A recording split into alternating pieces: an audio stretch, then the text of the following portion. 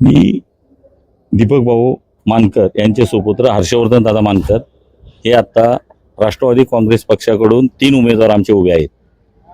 तिन्ही उमेदवारांना आम्ही प्रचंड बहुमताने निवडून देणार आहोत, कारण की तिन्ही उमेदवार काम करणारे आहेत। जर ते काम केलं नसतं तर आम्ही त्यांना निवडून दिलं नसतं, पण ते गोरगरिबांचे खरोखर कायवारी आहे। आतापर्यंत आम्ही भरपूर असे नगरसेवक बघितले, पण दीपक भाऊ मानकरासारखा नगरसेवक बघितला नाही। कारण की तो सरळ हाताने मदत, कसलीही मदत असो, काही असो, कोणाचा दवाखान्यासाठी असो ते मदत करतात, शिक्षणासाठी हर्षवर्धन दादा मदत करतात, कोण आजारी पडलं तरी हर्षवर्धन दादा जरी ते नगरसेवक नसले तरी ते काम करतात। याला फार महत्व आहे। हो नाही प्रश्नच नाही, ते खरोखर करणं म्हणून आहे, आलं का लक्षात। पण ते इतके त्यांना म्हणजे त्यांनी आता मुलावून जास्त कसं लोकांना काम लागेल, जास्त तरुण पिढीला ते अट्रॅक्ट करतात, लगेच पाठीवर हात टाकतात, बाळा तू काय करतोस का, तू कामाला आहेस का नाही हे पण ते विचारतात। म्हणजे कुणी आलं तरी सरळ हाताने ते मदत करतात त्यांच्याकडून। म्हणजे ते इतके आता सांगण्यासारखं भरपूर आहे।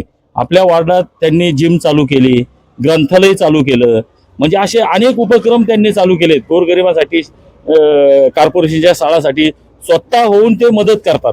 आज असा नेता आमच्या प्रभाग क्रमांकाला मिळणं हे आमचं भाग्यच आहे। स्वामी समर्थांची खूप कृपा आहे, त्यांच्यावर खूप स्वामी समर्थांची कृपा आहे आणि खरोखर आम्हाला असा नेता पाहिजेच।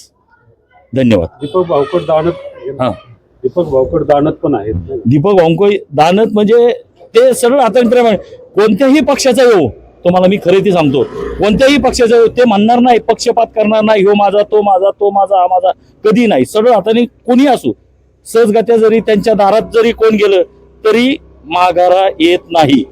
सगळ्यात महत्वाचं हे आलं का लक्षात। नाही भाऊ हे भाऊ आहेत, भाऊ खरोखर ते दैवतच आहेत। थोडं पण कुठल्या प्रभागात आम्ही सध्या आता प्रभाग 11 मध्ये आहे। काय वाटतं एकंदरीत काँग्रेस, राष्ट्रवादी, शिवसेना किंवा मनसे या सगळ्यांची युती आणि निवडणूक कशी वाटते तुम्हाला?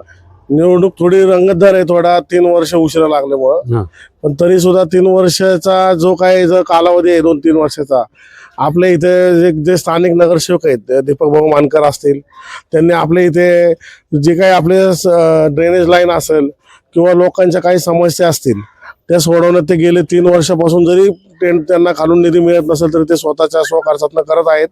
आणि कोरोना काळ पण आम्ही बघितला, तर जेव्हा कोणी नगरसेवक इथे काम करत नव्हता तेव्हा दीपक भाऊ मानकर हे सकाळी 2,500 संध्याकाळी 2,500 लोकांना हे खाद्य वाटप करत होते।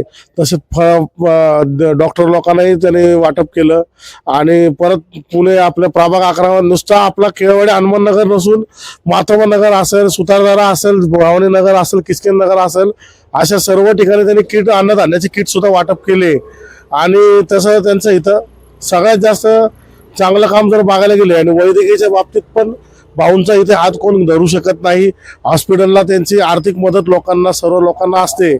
तसेच अजून काही जर शालेय फी असते मुलांना आर्थिक, आणि कॉर्पोरेशनच्या शाळेमध्ये सुद्धा त्यांचं दरवर्षी सर्व मुलांना साहित्य वाटप असतं।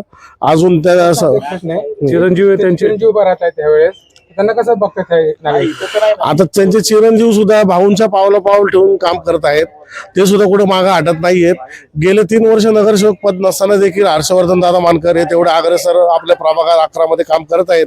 आणि ते जे शालेय मुलं आली तर त्यांना सुद्धा ते शाळेची फी भरत आहेत। तसेच ते शाळा आपल्या कॉर्पोरेशन शाळा आपल्या भागात आहेत, जे भवानी नगरमध्ये शाळा आहे त्या लोकांना सुद्धा ते मुलांना, आता थंडी होती तर त्यांनी ब्लँकेट वाटप केले, आणि दरवर्षी जूनमध्ये शालेय साहित्य वाटप ते करत असतात। त्याचं चिन्ह घड्याळ आहे, अजितदादांचं नेतृत्व आहे, दीपक भाऊचा पाठिंबा आहे, आणि सर्वसामान्य मतदार पाठीशी आहे असं वाटतं का तुम्हाला? आता त्यांचं चिन्ह घड्याळ आहे हे सगळ्या लोकांना गेले 15 वर्ष माहीतच आहे। आणि इथं चिन्ह प्रश्न घड्याळाचा येत नाही, तर इथे चिन्ह येतो त्यांचा अस्तित्वाचा, कारण की ते स्वतः गेले खूप 15 वर्ष इथं काम करत आहेत। आणि एवढं चांगलं काम त्यांच्या व्यतिरिक्त इथं कोण करत नाही। जनतेशी नाळ आहे त्यांची प्रत्येक घरांमध्ये त्यांना ओळख आहे, प्रत्येक घरामध्ये ते जातात, कुणाचा प्रॉब्लेम असेल ते सॉर्ट आउट करतात, प्रत्येकाला ते मदत करत असतात।